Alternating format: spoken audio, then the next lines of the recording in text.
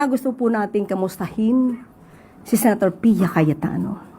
Kamusta na po ba, Senator Pia Cayetano? Dahil sa tuwing nagsasalita siya very recently, ay lagi siyang parang hinihingal. At hindi natin alam kung excitement, anxiety, pero siguro napansin niyo rin na medyo hingal na hingal si Senator Pia sa kanyang pananalita. Well, anyway, kung yun ang kanyang suggestion, siguro hindi niya na kailangan mag-utos sa iba. Maaari naman niya siguro itong gawin. But sinasabi niya na ang Pangulo ay suportado ang majority. Nagsalita po ang Pangulo. Sa isang panayam, kung tayo nagkakamali ay sa kapihan, sinabi naman niya na kung anuman ang isinasagawa, nagiging desisyon sa Senado, ito naman ay kanyang susuportahan. At ito naman, ang desisyon naman, ang nagwawagi lagi ay kung anong sinasabi ng majority.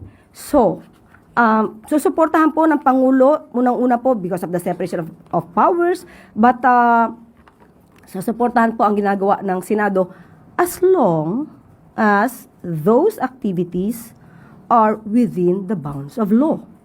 So, di naman po niya susuportahan ang desisyon ng majority kung ito ay mayroong pag-uutos para sa isang lock and load order, ang pag-ayon sa pagpapaputok ng isang General Aplaska at hindi din naman po siya sasang-ayon sa isang pagpapatakas sa katulad po ni Senator Bato. Mga gawain malamang na mayorya pero hindi po yan sasang-ayunan ng Pangulo. So basta tama lang po at naaayon sa batas, naaayon sa proseso, na naaayon sa jurisprudence, yan naman po ay susuportahan ng Pangulo.